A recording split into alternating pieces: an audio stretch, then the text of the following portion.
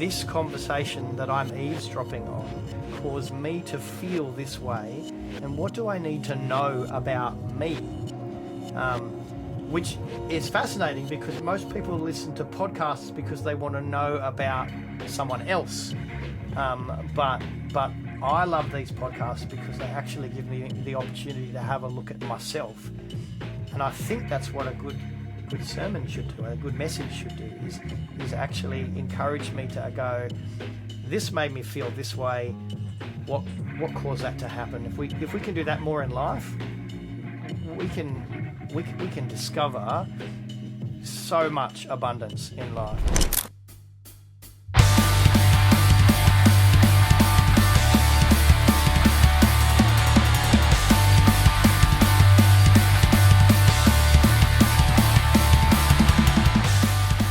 Welcome back to another episode of Filthy Hope. If it's your first time here, welcome.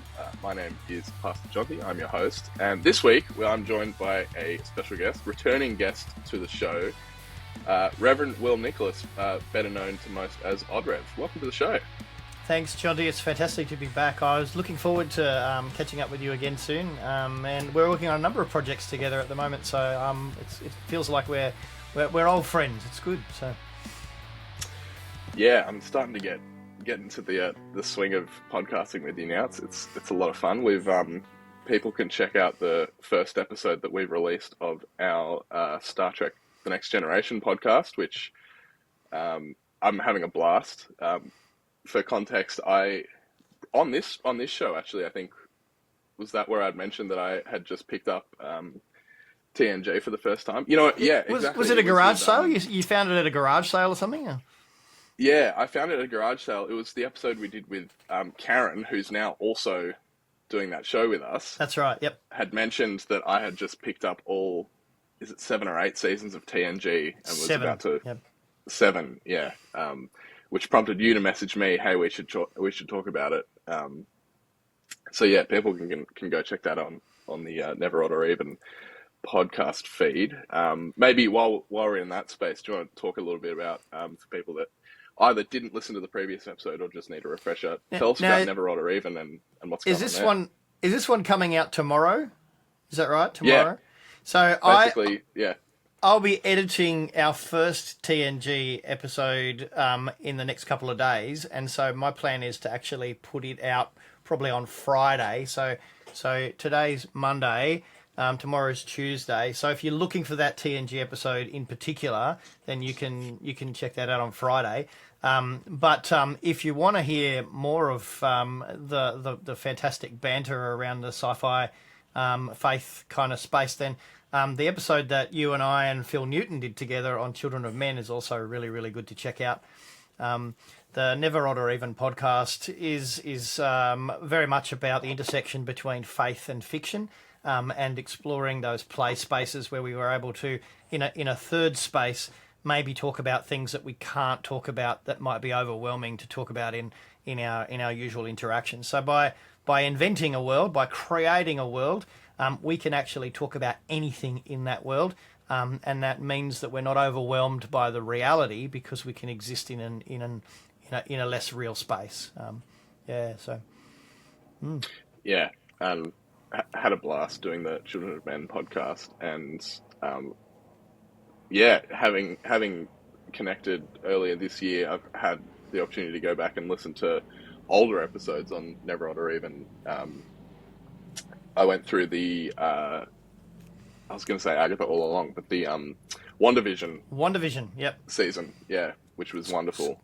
Cool you mentioned Agatha, because we're just about, I'm just putting the team together, they're all ready to go.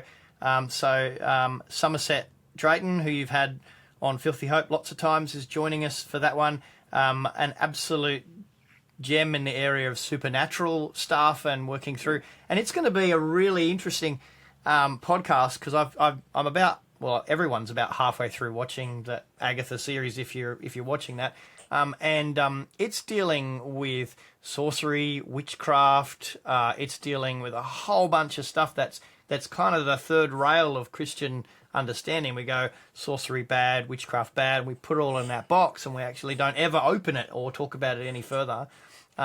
And also it's wrapped up in a whole range of different queerness and identity stories as well. So Sandy Brodeen, Somerset, Drayton, both joining me on that journey where we're gonna be talking about a whole bunch of stuff that often as Christians we never talk about. So stay tuned for that one. I think we're going to record the whole lot of that one just to see how it comes out and then release it week by week. So you can expect that probably in sort of November, December, coming towards Christmas. So that's really exciting. The TNG podcast, as you've just mentioned, and of course Voyager is continuing into season 6. So with Lindsay Cullen and Elizabeth Rain. So lots of really fun stuff. We're looking at gearing up for another Christmas special this year. Last year we asked the question, actually it was the year before last, we asked the question, is Die Hard a Christmas movie? And that was a bit of fun as well. So, but yeah, thanks for letting me rave about Neveroddoreven. It's one of my passions.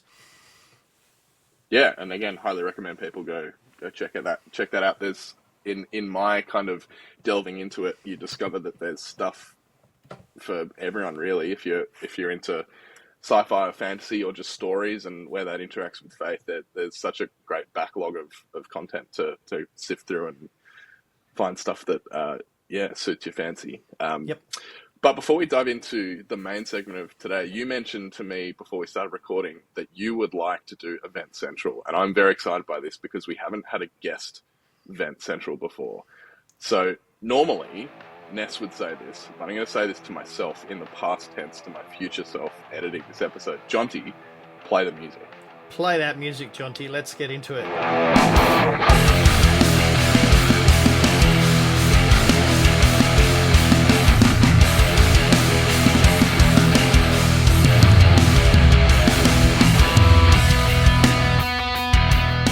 So, Odd Rev, what's giving you the shits?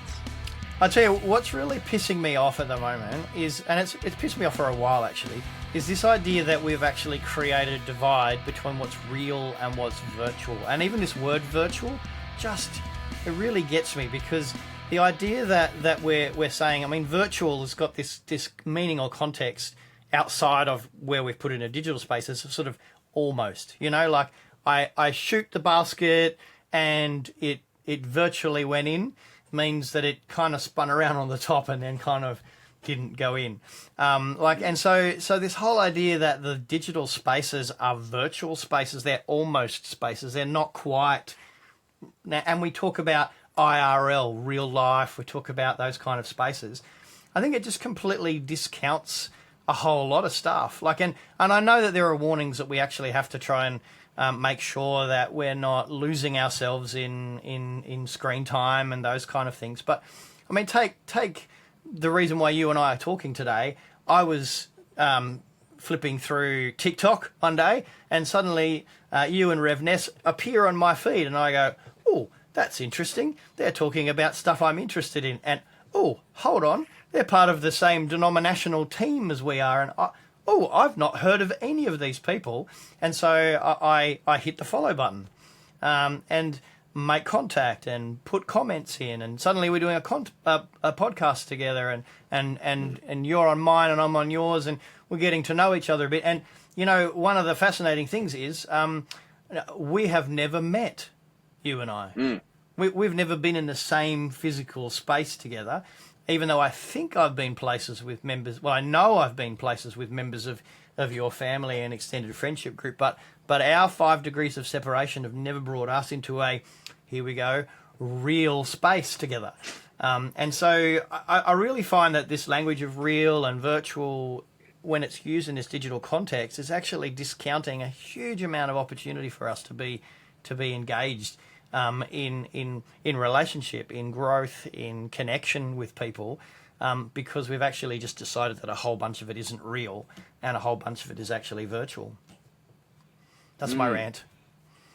Yeah, I really like that. I like that a lot. I was just kind of reflecting on, it really does feel like we know each other, hey? Because I just suddenly realized, we have never actually met in person. Nope. And I have a number of people where that's the case, where whether it's in church spaces or otherwise, that I would never have been able to meet, quote unquote, other than meeting virtually, and I have these friendships with people that I've never actually met in person. But does that make them less real? I don't think so. I don't think so. But yeah, I guess to play a little bit of devil's advocate is there is that argument of, well, so much of our being is physical, and so when we remove the physical from those connections, maybe there is something lost there, but that's not necessarily to discount the other side of that, the flip side of, well, if we are able to connect online, that's better than not connecting at all, right? So it's really interesting, and I like you, I struggle with this whole thing of separating the virtual and the quote unquote in real life, because working, in this space in digital ministry, I run up against this all the time. I said, well, You're a virtual pastor, aren't you? I mean, yeah. Who's your congregation, Jonty? I say that's a really difficult question to answer, That's right. Where are they, and how do you do they really exist, or are they just like the figment of your imagination? So when you, I mean, one of the things that we do try to do, and I think it's important that we do balance the in-person stuff. Your real life meetups actually mean that suddenly you've got a tangible opportunity. I had an experience at one of my birthday parties. I think it was my 49th, so it was about 3 years ago. I was just coming out of COVID.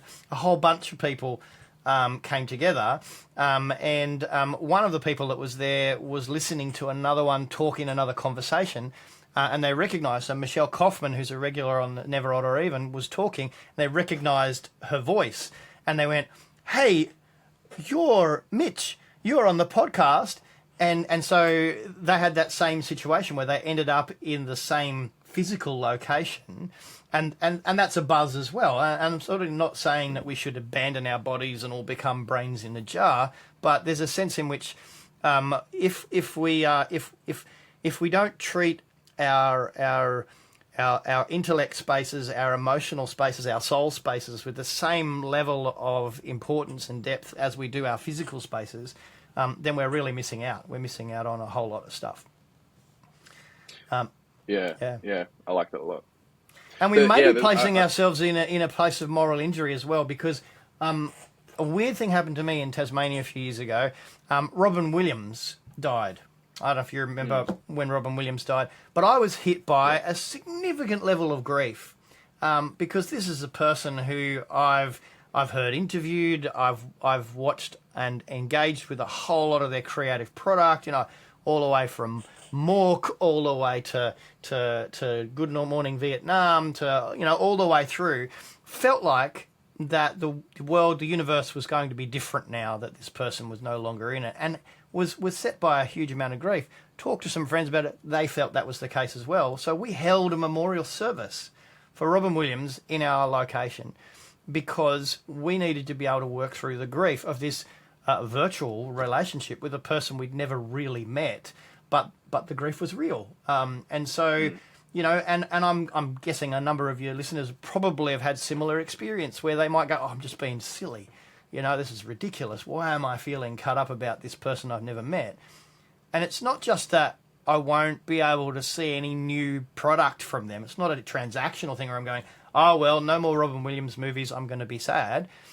It's deeper than that. There's something more to it than that. And so I guess I want to challenge people in this event central to say, push further into the spaces beyond the physical spaces. Don't dismiss those feelings as silly, and actually say, well, actually, how do we locate ourselves in spaces that are beyond our physical spaces, and what opportunities are there if we can do that? What a great event central. So often we do them, and it's like, what's something really petty that we just want to rant about for a couple of minutes. But yeah, that's great. I love that. It feels petty though, doesn't it? I mean, it's treated that way sometimes. So yeah, it can be. But I actually find a way of, if you want to make someone really upset, a really efficient way of doing that is treating something that they feel really strongly about as petty. Yeah. As just going, oh yeah, but that doesn't, who cares? Doesn't matter. Who cares? I don't care. No, that really matters to me, It does.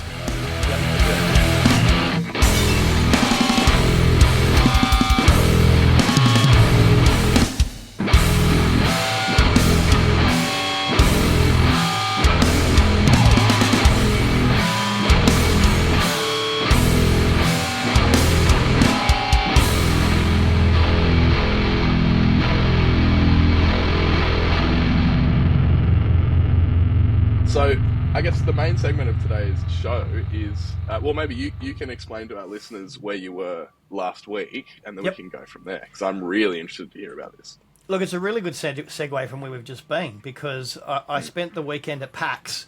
So I don't know if, when I say that, sometimes people go, I have no idea what you're talking about. But it's, imagine a national Christian youth convention. I've heard you guys talk about NCYCs before, but actually not with the purpose of being Christian, but an international convention with the purpose of celebrating all things board games, computer games, narrative, movies, story, and celebrating that in such a way where there are no limits to how we might be able to express our identity or our community. And so PAX is certainly has a large economic commercial element where vendors come and talk about the latest breakthroughs in digital technology and computers.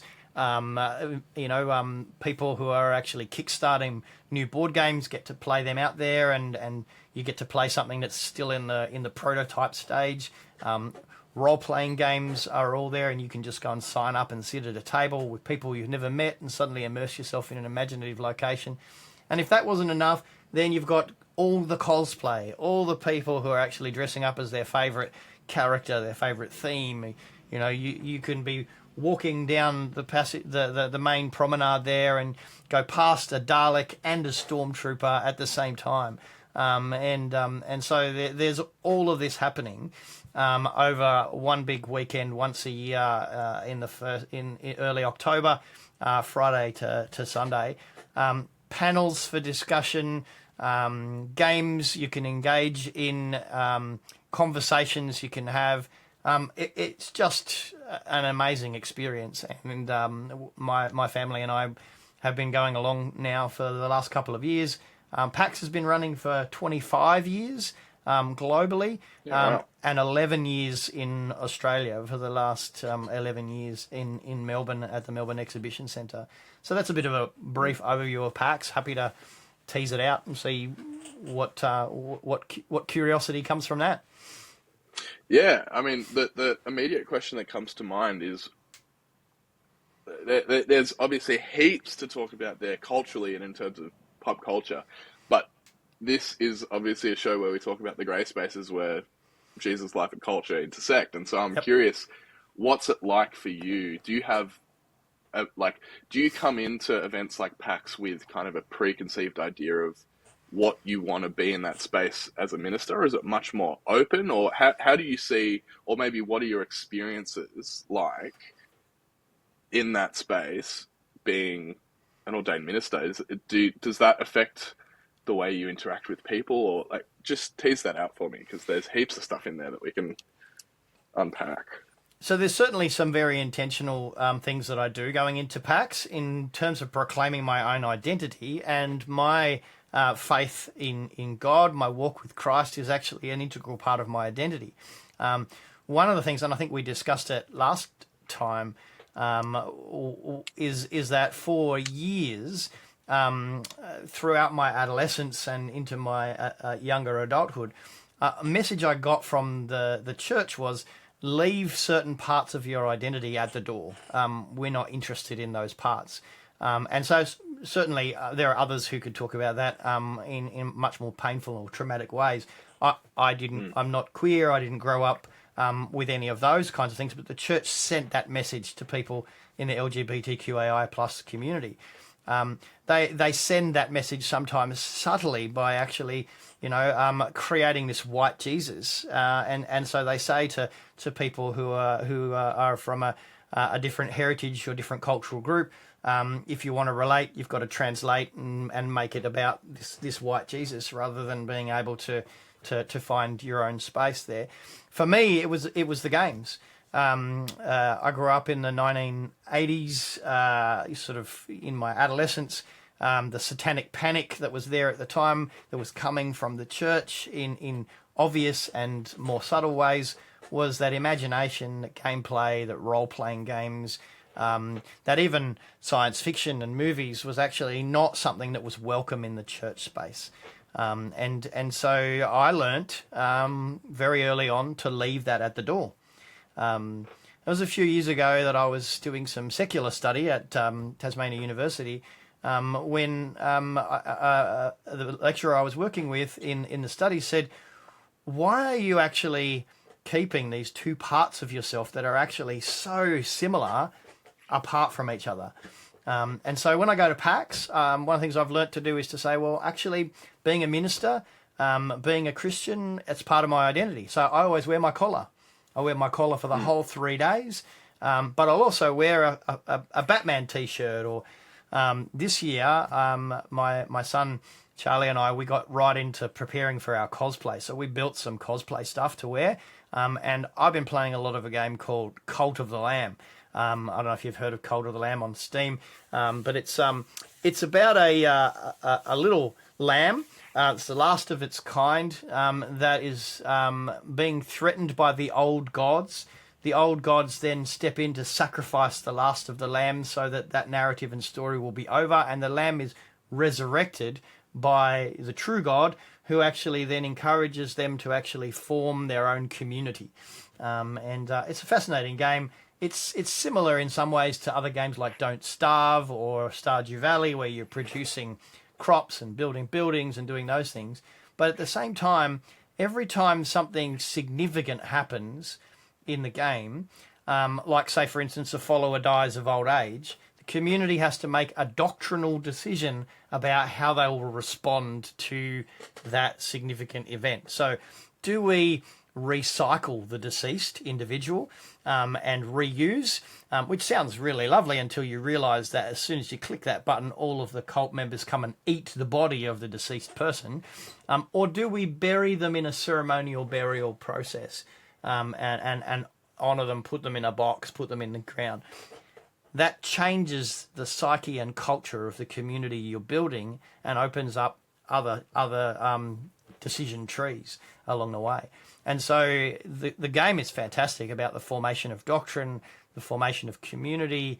It's got a beautiful, cute little lamb in the middle of it. And it kind of references but doesn't reference many aspects of our Christian tradition. So I did a Cult of the Lamb cosplay. I got a little lamb headdress that I made with the lamb's crown on it, and I wore my dark Cult of the Lamb suit. I had my Cult of the Lamb red robe, and I'm walking around PAX looking for, this year, the Massive Monster crew built a temple to the lamb for the Cult of the Lamb, at which 2 wedding ceremonies actually happened during PAX. Married celebrant married 2 couples while they were there. So, look, all of that sounding very weird, don't you think? Sounding a bit out there. It's a bit beyond where we're kind of comfortable with being. Yeah, but also it kind of sounds like church, hey? Yeah. Well, I've got some pictures of it. I put them up onto Facebook, so you can check that out on my Facebook. Yeah, please. If you want to. But they had pews. They had a pulpit.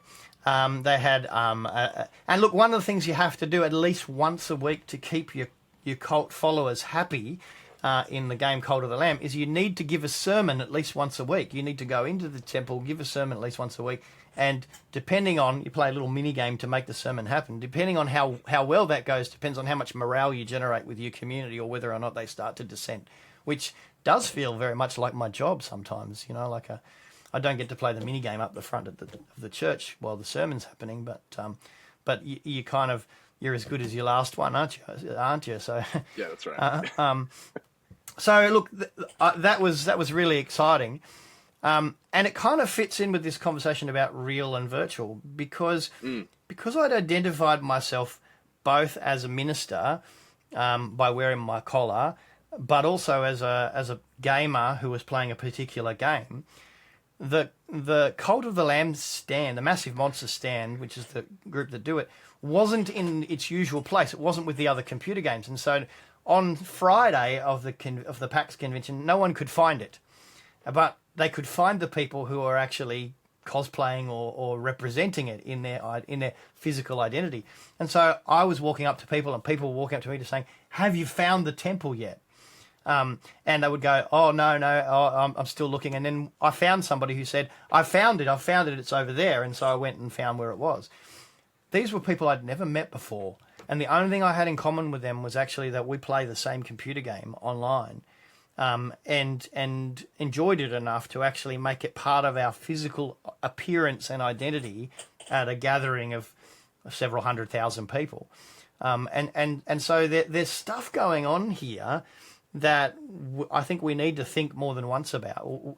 What does it mean for us to transform our physical self so that we're identifiable to people who want to engage with who we are or what we're about? I had another very angry Christian person come up to me and yell at me at the convention and said to me, how dare you impersonate a priest? Because I had the collar on and I was dressed like this. And I just looked at them and I said to them, I'm not impersonating a priest. And they just stood there and I looked at them and they looked at me and we were just standing there. And suddenly they went, hold on, does that mean you are a priest? And so I explained to them that I was a Uniting Church minister, which is basically denominationally equivalent. And they realised, but it didn't help them with their agitation, because then they were going, okay, well, but you shouldn't be enjoying this game, or you shouldn't be. And so we all have conflicting aspects of our identity that we actually need help from community and culture to be able to work out how they sit together. Not to get rid of or to excise or to destroy, but to actually say, okay, if I am this and I am also this, then how do I bring those together? Yeah, I wish I could remember where this is from. I'll Google it later. But there's this, I since I came across it, it informs a lot of how I think about faith and like embodied faith, how we live our faith. But this idea that we have a physical identity, but we have, a pop culture identity, but we're spiritual beings, we're sexual beings, we're physical beings, we're all of these different aspects of who we are as our identity. And those things, to be healthy and to be functioning human beings, to be people that are able to live life to the full, as we understand it in the gospel, all of those different elements of our identity have to be integrated. And when we run into trouble, and we've seen, like, you just look at the history of how some of the sexual ethic of the church has led to queer people and people of sexual minorities being just living, who are people of faith, living this life of complete cognitive dissonance. And we're sort of at a point now where there are so many amazing people now on the other side of that speaking publicly about what that process has been like to reintegrate those parts of their identity with their faith. But this just speaks to that, where and that confrontation with that guy at the convention is such an interesting illustration of that, where why is it so challenging to integrate the parts of us? Like, people that are watching this podcast will see that I'm sitting in front of roughly 1,500 movies, half of which you probably wouldn't traditionally want to show in a church, but that's a part of my identity, and now it's a part of how I publicly and physically, put myself out into the world. And so it's a real challenge, but it's something that, until we actually confront how we integrate those parts of ourselves that are who we are into how we actually interface with people, until you do that, you're living in this, whether you're aware of it or not, and whether it's a thing that you're intentionally interfacing with, it's going to cause cognitive dissonance. It's going to cause parts of yourself aren't integrated yet. And so I love this idea of being at a gaming and stories convention and being confronted. Hang on, you're not allowed to impersonate. Oh wait, you're not impersonating. You're not. What? And just like brain explosion moment. Like, I love that, because that's such a perfect illustration of that. And if we sat down and we were going to come up with a mission plan for how we might actually get the good news of Jesus Christ across to the people who are gathering for PAX, right?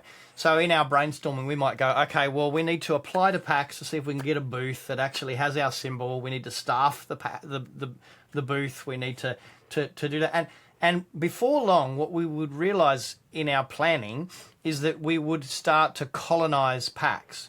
So we would start to say, okay, how do we carve out a piece of this so that it reflects our identity, so that people who are there will come to our identity and actually ask us about what we believe. And so the approach that I've taken with PAX and with the gaming community altogether has been to go, actually, I don't need to form a colony inside this space, because this space already has love, acceptance. It has all of the fruits of the Spirit being displayed. It has a strong sense of its call to create a safe space for people to be able to explore who they are. And so what I need to do is actually accept that invitation and just be who I am in that space. I didn't intentionally set out to start any evangelistic conversations with anybody while I was there, but just was who I am in that space, the entirety of who I am in that space, and people actually wanted to have those conversations with me. And people stopped me to have those conversations. I mean, one of the things that happened also was that up in one part of it, there are a whole bunch of these booths, like I was talking about, where groups can actually say, okay, well, here's a Beyond Blue space, and here's a Black Dog space, and here's the trans community space, and here's so those kinds of support structures were actually all there. And when I went to visit that part of the convention, I had some really great conversations with the trans support space that was there, where they were actually not expecting me to actually be friendly or to be wanting to have a conversation with them.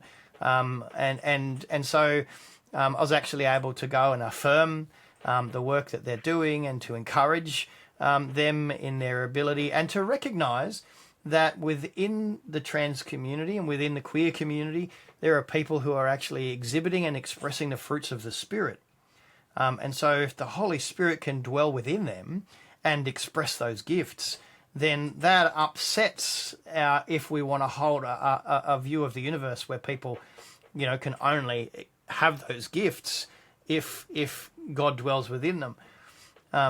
I think the other aspect about PAX that I love is when I'm deciding that I'm a minister and a gamer, what I'm living out is an incarnational self. I'm and so in a small way, I'm actually trying to wrestle with the big issue that no one can get their head around, is how Christ can be completely human and completely God at the same time. How can a priest be a gamer playing the Cult of the Lamb? Like how, and so it's at those moments where it doesn't compute that we actually have the opportunity to do some real theology and really get stuck into, regardless of what aspect we're talking about. Yeah, I was just talking to, again, someone we've had on the show, Rev Phil Swain, who's one of the ministers of the church I attend at Taramara, about it. We're wrestling with this idea of perfection and the fact that we are called to perfection in the fact that we're following and trying to imitate Christ, but also we will never be perfect. And in a simplistic view of that would be that it's either or. But I'd started reading some stuff about dialectic thinking, which is far too intelligent for me to wrap my head around at the moment, but which basically goes to, it's not either or, and both are wrong because they are a binary. What actually is the way forward through that conundrum is a synthesis of the two.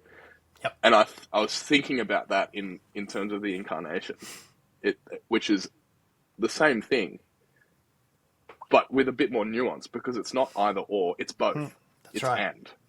And we don't know how to make sense of that, because that's outside of our ability to embody. That's right. We are not both God and human. We are human. We are the either or. But we are both and a lot of things. So we do experience that. And so one of the things that if we're perfecting a level of incarnation. So if that becomes perfect in us, then that has to actually also become imperfect.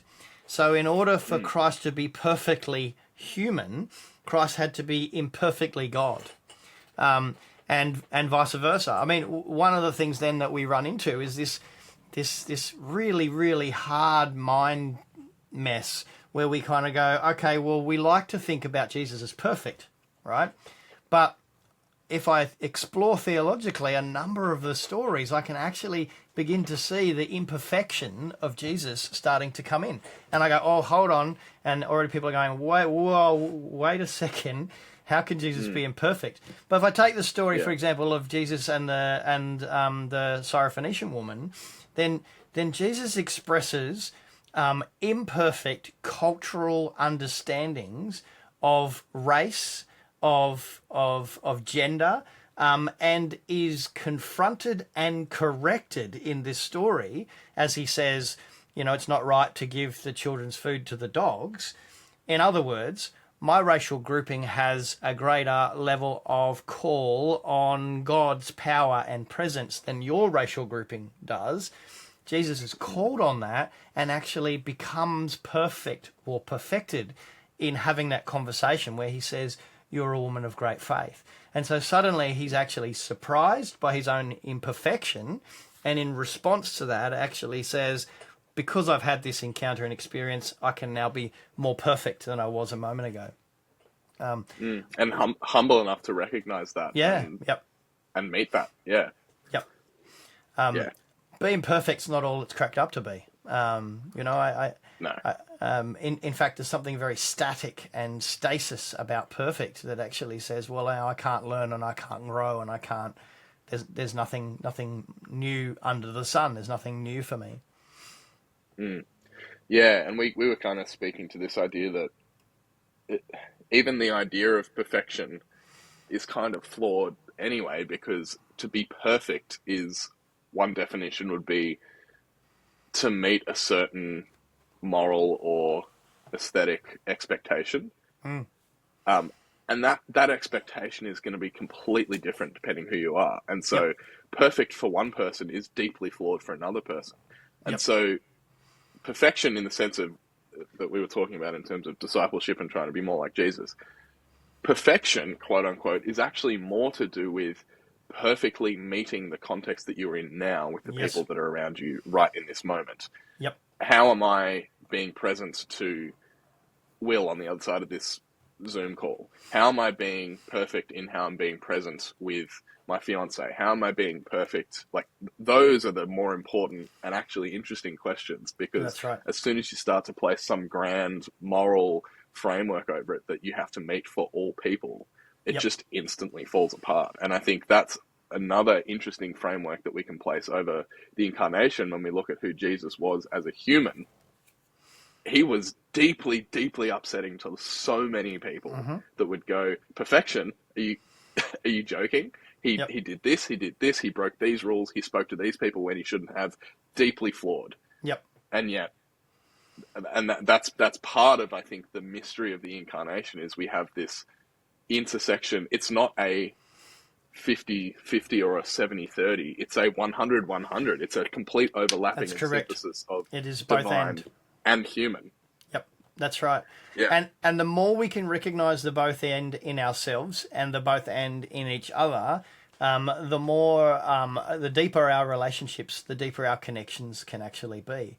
And so that pushes us, if we're prepared to actually push the boat out a little further, to actually go, well, what if the incarnational story, and I think you mentioned Sonny Chen last week.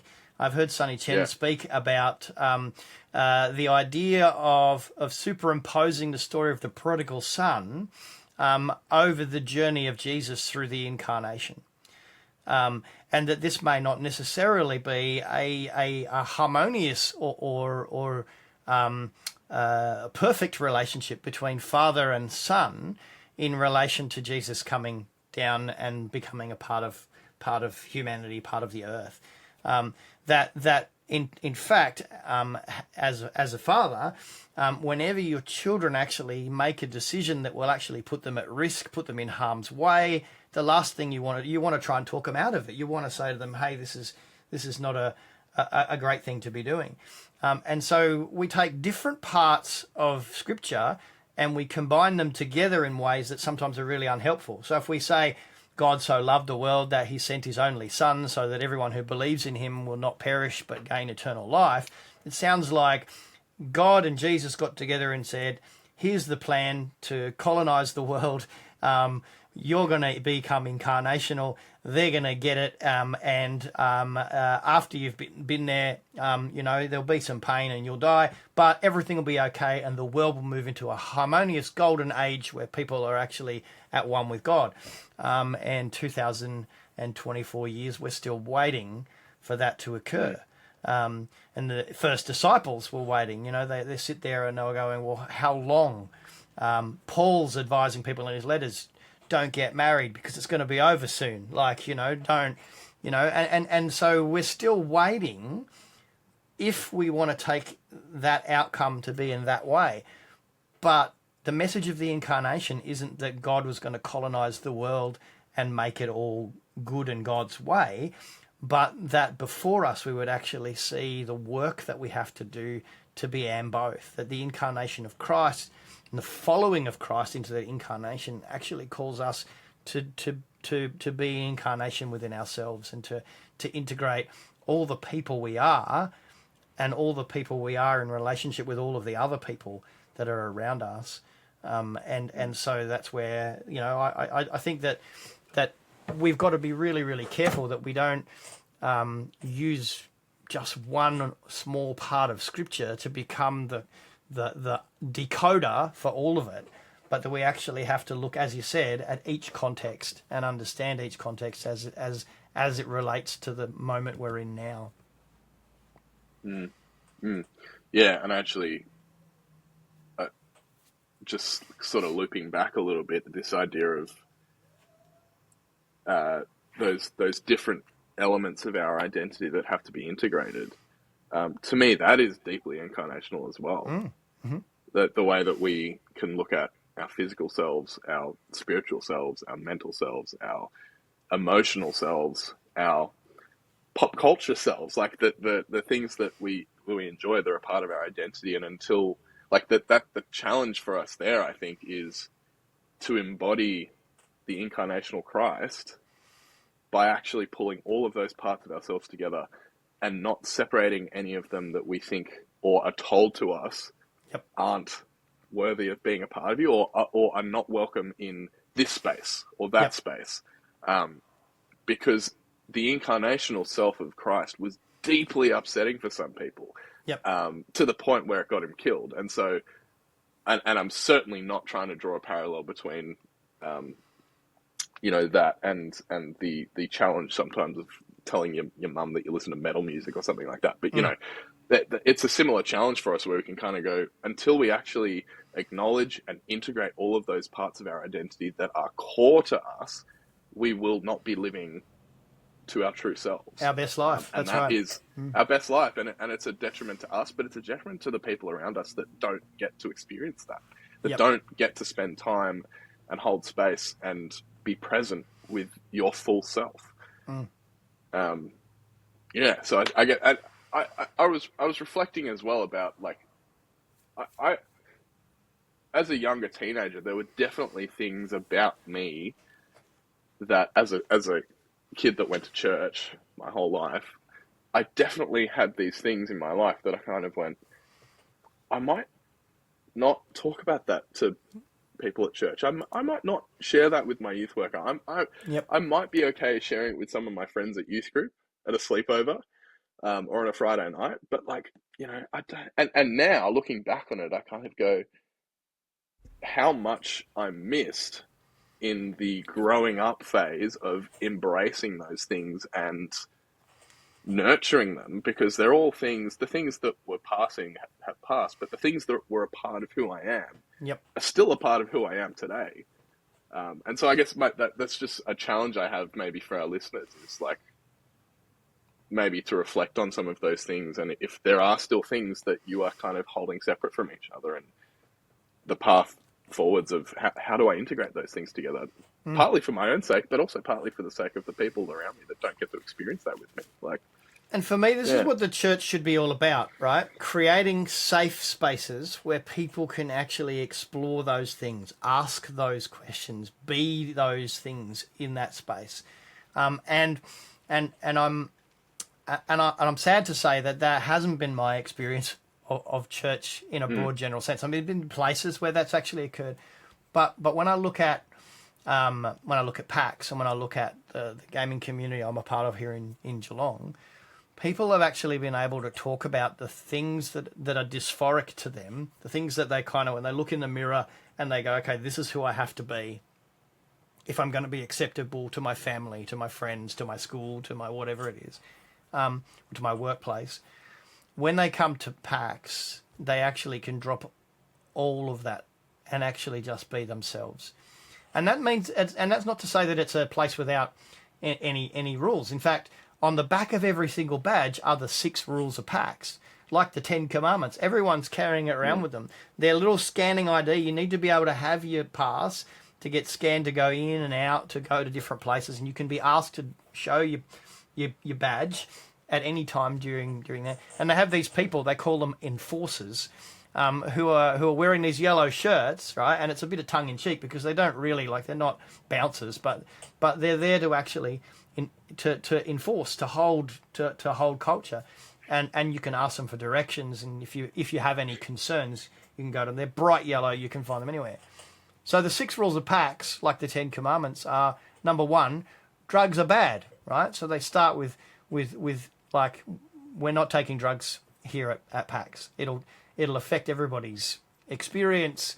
It won't allow you to be yourself. Number 2 is don't steal anything. It's interesting. That's one of ours, isn't it? Number 3 is don't punch or kick people. Violence will not be tolerated. Number 4, and this is probably the most important one for a gaming convention, no cheating. Cheating, deliberate dishonesty, fraudulent actions intended to take unfair advantage will ruin everybody's experience. Don't harass anyone is number 5. And number 6, don't mess with anything that isn't yours. And I'm kind of going, actually, it's a fairly holistic set of the commandments of PAX, really. It kind of covers everything.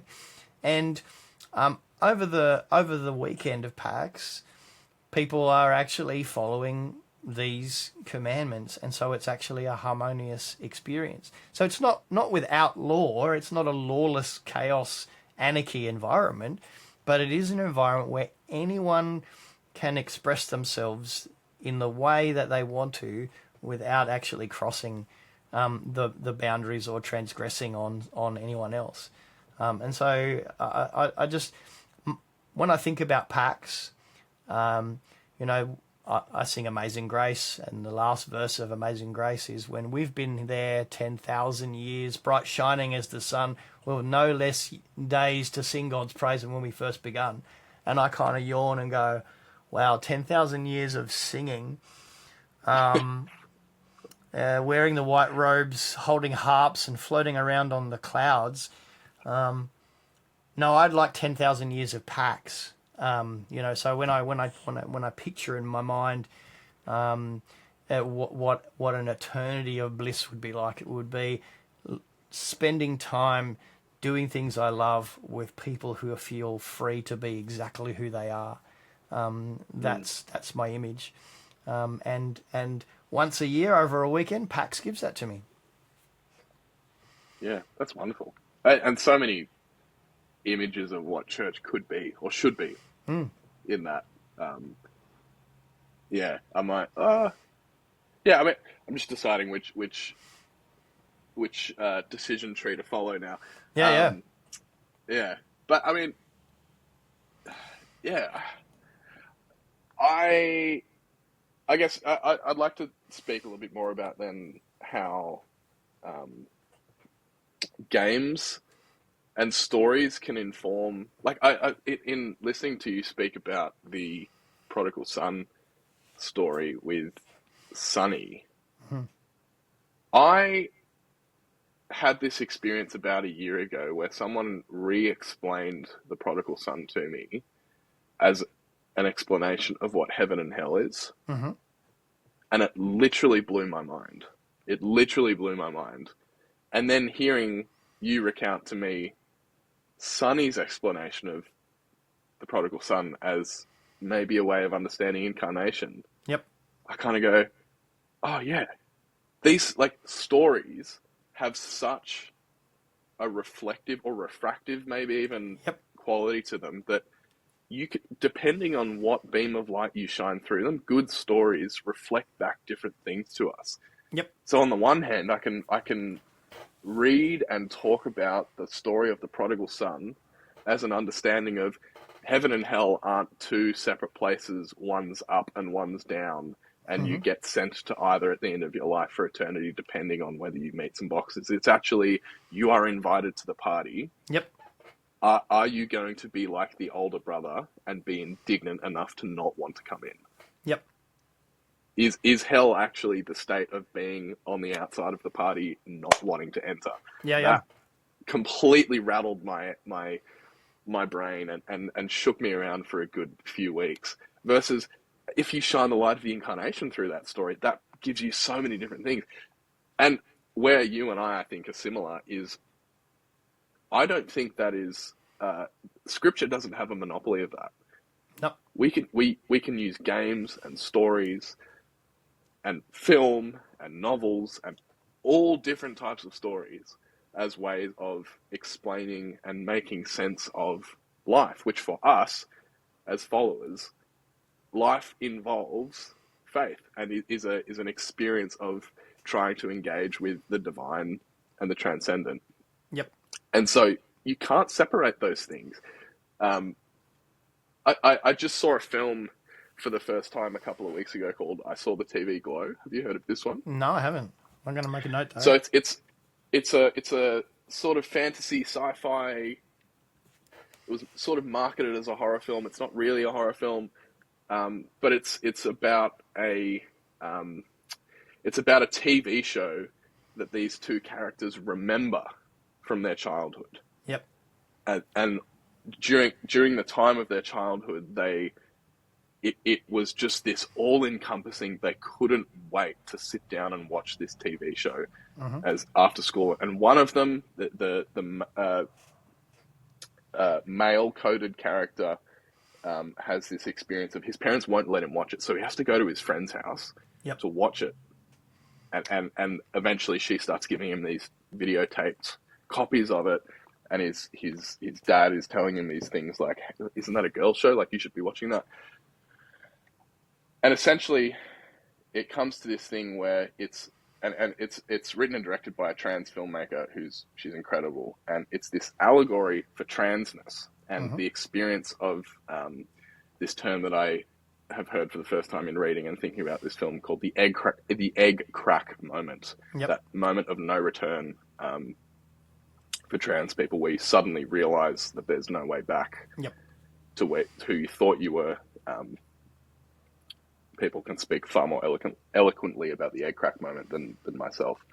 But I'm sitting, all to say, I'm sitting there watching this film, which is, for all intents and purposes, a slightly schlocky horror fantasy, kind of having this life-altering moment of, oh my God, someone has just explained, or not even explained, I have had an experience of Mm-hmm. empathy Yep. for a group of people or a minority that is a gift to me, because I haven't had that before, not because I don't want to, but because I'm not trans.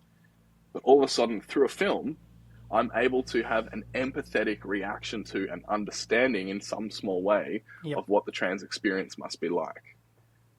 And I look at something like that and go, isn't that just as valuable?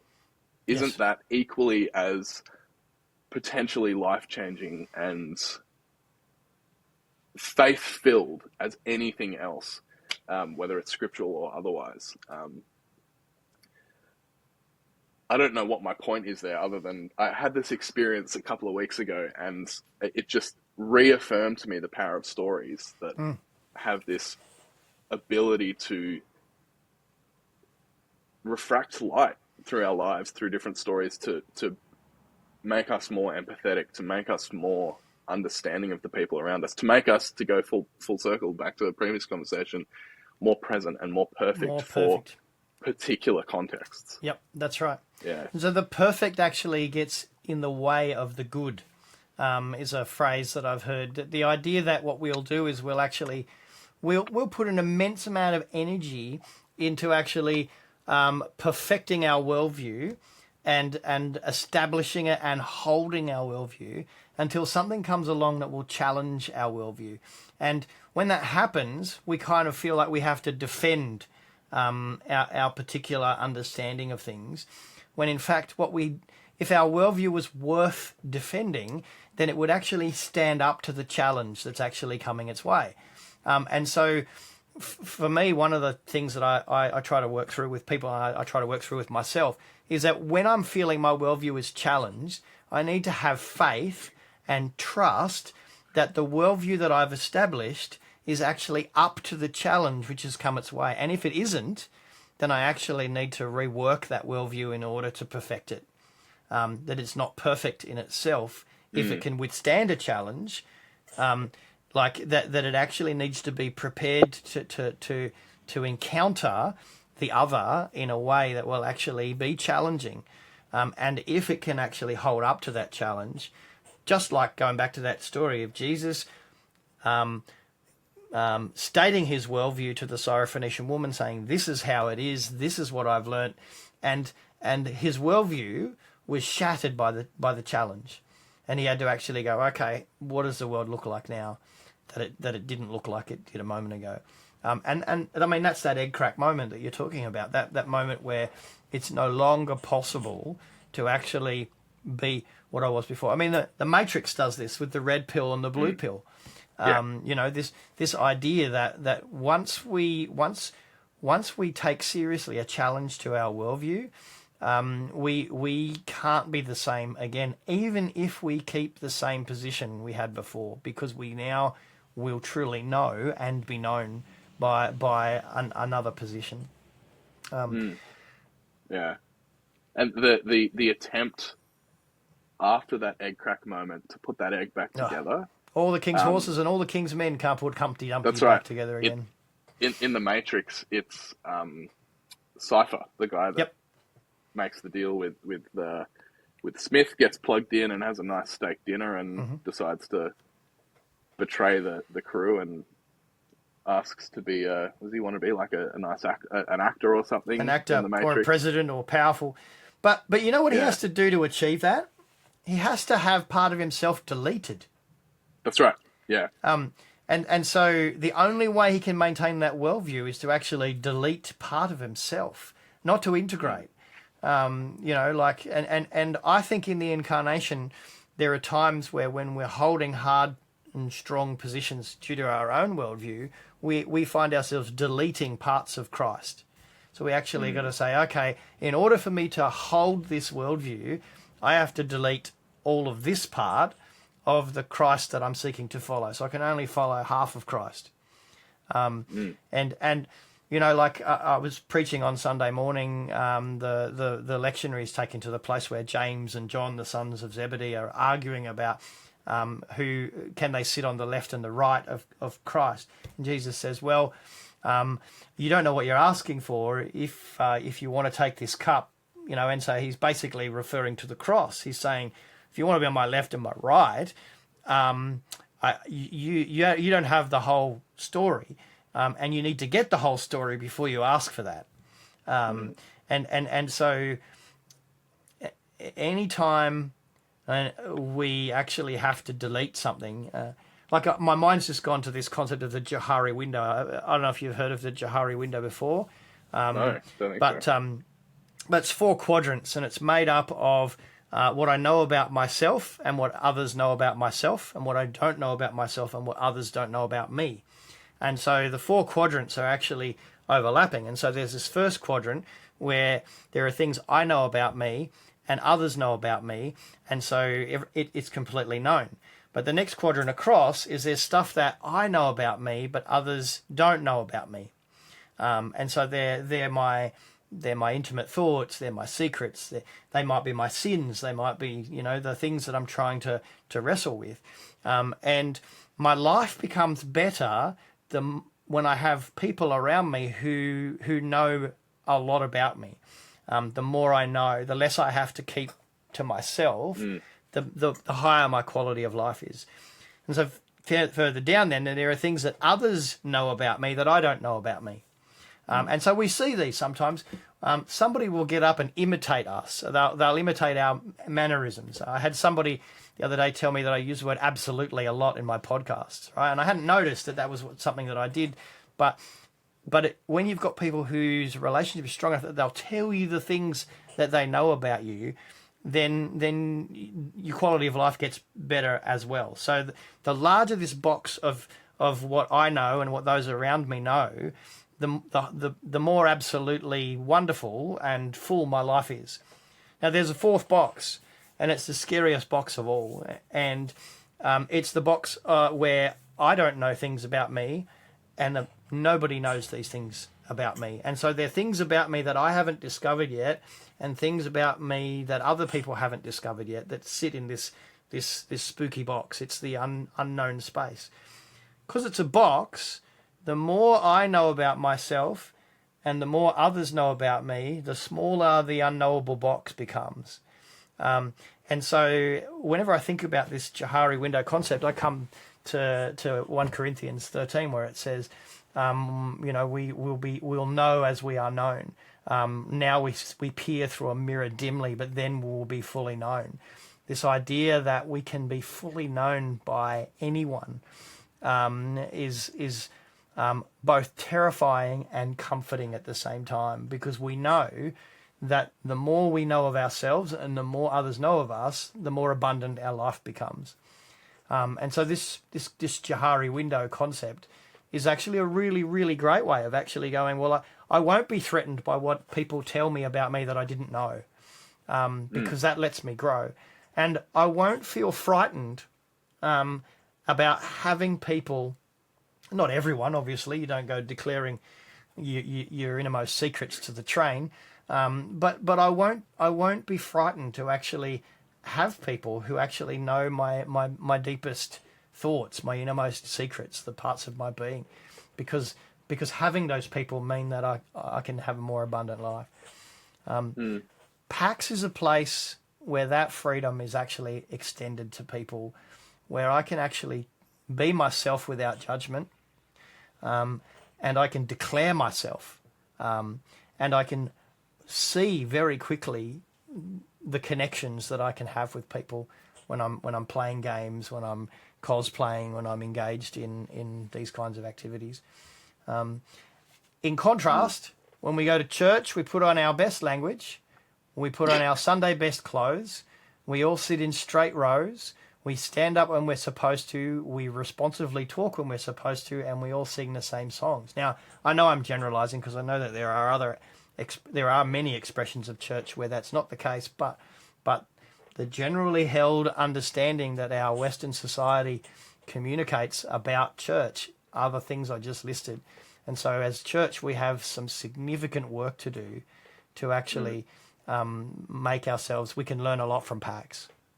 And I just had this image of it's like a two-way vulnerability. It's the vulnerability to be able to share those things that maybe are a bit uncomfortable about ourselves, but in sharing of ourselves, we become closer in community. But also in the other direction, the vulnerability to be able to receive those things that in that window, the things that people know about us that we may not know yet. Yep. Because that can be really confronting and kind of like scary to hear things about yourself from other people. Yep. But until you're actually open to that and have the, I guess how would you describe it? The lack of ego to be able to receive that, not in a way that's like, hey, screw you, that's not me. Like, and actually go, oh, thank you for telling me that. I really value that. I value that piece of information. and then get to work integrating that. Yep. Do we do that in church? Never, I would say. Like, Well, and I think where are that's the our spaces task. for it? Like, We have to create, and yeah, that's why I love the Filthy Hope podcast. I listen. I kind of am eager. I check as early as I can on Tuesdays, and then work out when the slots will be when I've got some private space to put the things in my ears. I might be at the shops. I might be doing housework. I might be doing gardening. But I go, okay, how am I going to? Because I want to have gone to the space you create by Thursday at the latest, so that I'm actually feeling like that. And look, part of the thing I love about it more than anything else is the filthiness of the hope actually creates the opportunity for me to actually truly listen. And so when you've got guests on, or when you and Rev Ness are having a conversation, sometimes I'm driving along in the car and I'm going, "Ooh, that makes me feel really uncomfortable." And instead of going, "Oh, well, I'm going to go to a different podcast, or I'm going to do something," I go, "Why does that make me feel uncomfortable? What is it about my journey thus far that's actually caused me to cringe then, or to move then, or to feel," and ask the question, okay, what's in the box that I just glimpsed that I didn't know about myself? What's there that I didn't know about myself? And so that's why I absolutely affirm the work that you're doing, and I love the catching the Filthy Oak podcast, because we talk about this sometimes, and friends of your podcast across at Spiritual Misfits, who, by the way, have used the same kind of juxtaposed language to identify themselves. That there is this sense in which they talk about it as deconstruction, which kind of makes it sound like in order to do this work, to explore the box, we have to pull everything apart and put it back together again. But I'm not so sure that deconstruction is the only way to do that. That there is a sense in which that encounter, that experience, that incarnation, as we've talked about, actually provides us a similar opportunity without actually having to break it all down, or to throw it all out, or to regrow. That when I'm listening to your podcast and to Spiritual Misfits podcast, what I'm actually got the opportunity to do is to actually go, why does this conversation that I'm eavesdropping on cause me to feel this way, and what do I need to know about me? Which is fascinating, because most people listen to podcasts because they want to know about someone else. But I love these podcasts because they actually give me the opportunity to have a look at myself. And I think that's what a good sermon should do, a good message should do, is actually encourage me to go, this made me feel this way. What caused that to happen? If we can do that more in life, we can discover so much abundance in life if we can actually allow ourselves to ask ourselves the question, why did that bring me joy? Why did that make me sad? Why did that make me... And we're right back now to faith and fiction again. When we watch our movies, they're not just for our entertainment, they're actually an opportunity for us to be able to go, why did that make me angry? Why did that make me feel that way, when there's no reason for me to do that? It's just pixels on a screen. It's just words in a book. It's just meeples on a board game page. And yet, if I can actually unpack that to the point and say, okay, now I've discovered it makes me feel a certain way to do, and we can repeat the process. We can watch the same film twice and discover that we're crying at the same point in the same film every single time, and never ask ourselves the question, why did that just happen? And what does that inform me about myself? Yeah, What yeah. questions do I then have to ask myself? Yeah, yep. Yeah. That's right. I can know that Ned Stark's head's going to be cut off at the end of season 1 of Game of Thrones every single time, and still be shocked and surprised by it, and know it's coming. Mentally prepare myself, be ready for it. But the reality is, it still makes me feel the same way every time it happens. Sorry if I just spoilt Game of Thrones for anybody who hasn't watched it yet. the season that aired 15 years ago now. That's right. Spoilers. If you haven't caught up on the biggest TV show on the world, well, I had the same experience. Just to wrap this up, I think I've mentioned this to you before, but I'm a massive, massive fan of The Last of Us, the video game series. Mm-hmm. Yep, love it. And we have just had season 1 about a year ago, and since the announcement of season 2 on the way, I'm about to finish a replay of part 2 of the game. But in the prologue, and this isn't a spoiler because this is like what kicks off the entire narrative. In the prologue of the game and in the opening sequence of the show, we see Joel, the main character of the game and the show, lose his daughter at the beginning on Outbreak Day. It's a story about a fungal infection that wipes out the population and turns infected into zombie-like creatures. But it's a story about him as a father, is the arc of that first game and that first season of the TV show. And it doesn't matter how many times I play that first game, and watching the experience of watching the show, having played that first game probably 7 or 8 times at that point, I knew, and like clockwork, it happened. I was just a blubbering mess in that scene. And it was that experience of going, why? What's this telling me about? And it sent me on this whole journey of thinking about who I am and my ideas of what fatherhood looks like. I'm at a point in my life where that's hopefully not in the too far distant future. And a video game about zombies gave me that opportunity to look inwards to myself and think deeply about who do I want to be as a father? What view do I hold fatherhood in? And that literally has an effect on how I live my life. Absolutely. Trivial, pointless. Why are you wasting your time on playing computer games when you should be doing something meaningful? These are words that I've heard lots and lots and lots of times. And yet what we've just discovered is that there's deeply rooted meaning in this. The question I had for you is 8 times playing through The Last of Us. Did you make the same decisions every single time, or did you actually intentionally make different decisions when you played? It's interesting. It's a quite linear narrative game. But within that, there are options to make decisions. So there's a decision that you can make there's one decision that you have to make. Your hand is forced at the end of the first game that directly kicks off the events of part 2. But within that, you have a choice. Do I shoot this one person, or do I actually commit even more horrific acts to save this person? And having played that 8 times, I've made the same decision 8 times. Every time. And I've talked to people that have played the game and they go, are you crazy?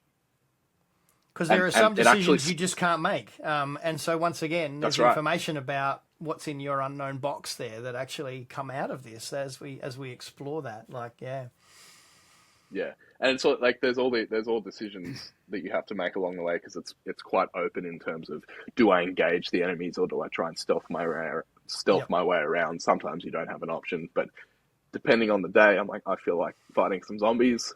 The other day, I feel like sneaking my way around. I can't be bothered. But it's the really interesting ones and the moral ones, and the way I'd love to talk about part 2 in depth. Maybe when season 2 of the show comes out, I'll think about lining that one up. But about the decisions that you do or don't make at the end of that first game, about that finale of season 1, about the decision that Joel makes to commit an act, a horrendous act, to save a person, which is, again, tying all the way back to this idea of fatherhood, directly impacts and is the catalyst for the events of season 2 and the second game. And so it's a story that actually takes seriously and wrestles with the implications of quite an important decision. And to me, the beauty of the game is this, right? You don't actually have to enter into a apocalyptic zombie-filled world and commit those acts in order to explore what information comes from actually being engaged in that. So you don't have to go through it. There are no consequences. There's a complete moratorium on playing a computer game that actually allow you to embody that. Because I noticed as you were talking about Joel, you actually intersected in a dysphoric way, right, between you being the person who's making a decision and Joel being, because there were the line, the incarnational line between the two of them actually disappears because you become that figure as you explore that game, and so that's that part of the immersion experience without consequence. You don't actually have to be surrounded by zombies in order to experience what the game will provide you. Yeah. Well, that probably is a good spot for us to pull the boat back into shore. Yep. Maybe just quickly again, where can people interact with you with the Neveroddoreven stuff and Odd Sonder and Yeah. If all you've that enjoyed good this stuff? kind of conversation and you want to get some more of it, then you can get it once a week. You can have it every single week. We don't podcast it. We don't store it. It's live only at 8 o'clock on Mondays on Twitch TV, the Sonderverse Community. If you do a search for Twitch Sonderverse Community, then it will take you directly to where we are. The team at Sonderverse put on Odd Sonder, and we have these kinds of opening the box conversations. We have a segment called Have You Been Paying Attention, where we'll open the box of scripture with fresh eyes, and we don't care where it takes us. Whatever questions you can type in your thoughts and ideas as a stream of consciousness into the chat. We're watching and reading the chat.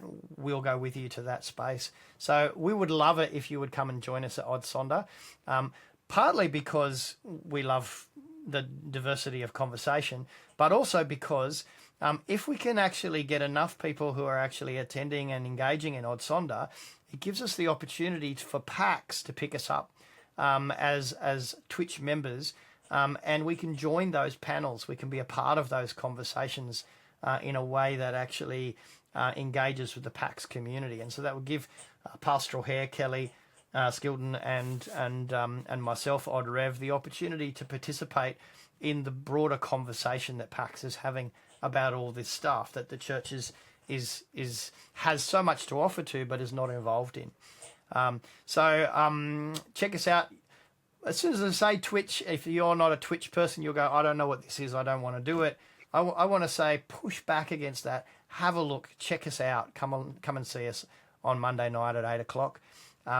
Likewise, Neveroddoreven podcasts are there on Spotify or wherever you listen to your podcasts.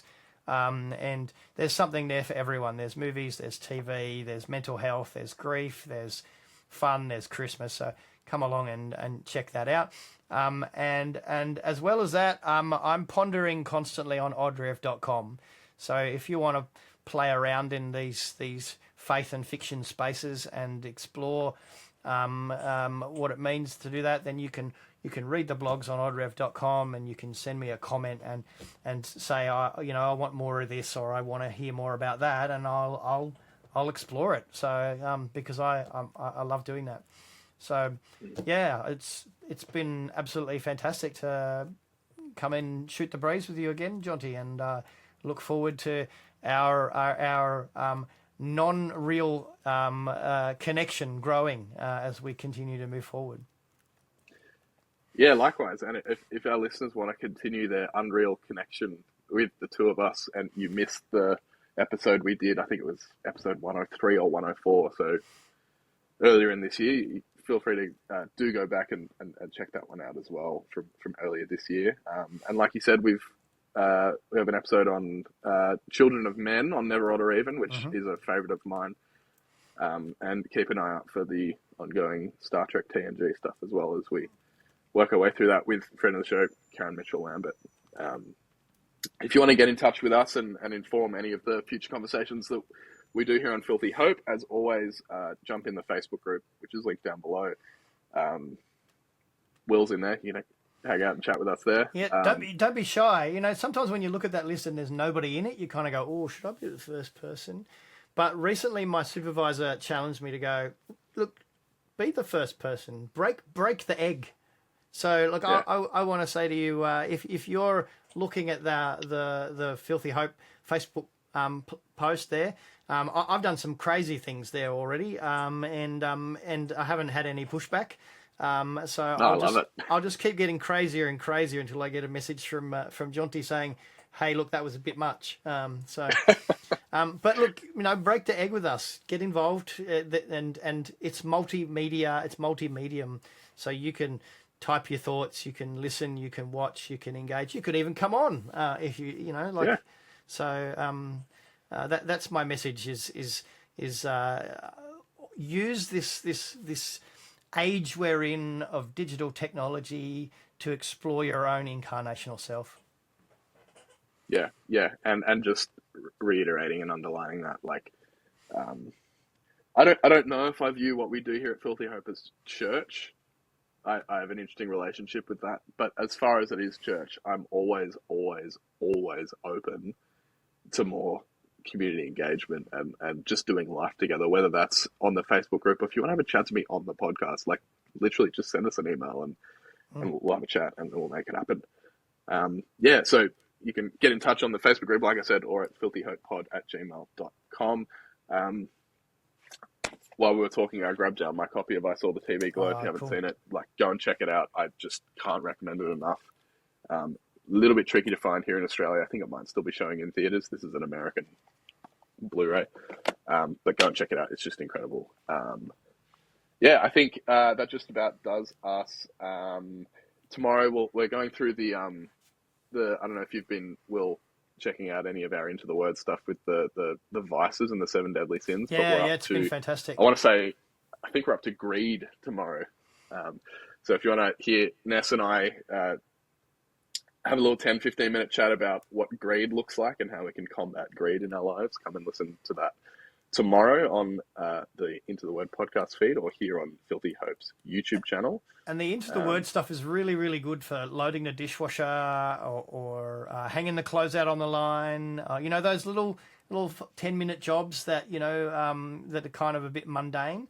You can just whack that on and be growing spiritually at the same time as getting those things done. And so I love the little bite-sized nature of them, because you can get those little jobs done. And take a leaf out of Odd Rev's book and send us a photo of what you're doing while you're listening to it. There are a couple in our Facebook group there if you need any inspiration. Shoot us a photo of you, I don't know, doing the washing or whatever you're doing while you're listening to it. If you want to support us, just leave us a like or a subscribe on the YouTube channel, or shoot us a 5-star review on your podcast platform. I was talking to someone the other day, like, if all of our listeners did that overnight, we'd just explode. So if you do have a couple of minutes you want to just do that, we would very much appreciate that. If not, chill, we'll keep doing what we're doing. Thanks for being here. Really, really appreciate your time, Odd Rev. We'll do this again sometime soon, I'm sure. Thanks, Jonty. See you later, listeners. We'll catch you next week. Bye. This is a prayer for the people who want to give up, who have been hurt beyond repair and cannot bear to see your face in anything. Find peace in letting go of the guilt that isn't yours, and find hope in understanding. Life is not a game you have to win. Forgiveness overwhelming, salvation not deserving. You are loved by something beyond, someone beyond understanding. Drink deep and taste the fullness of life and community.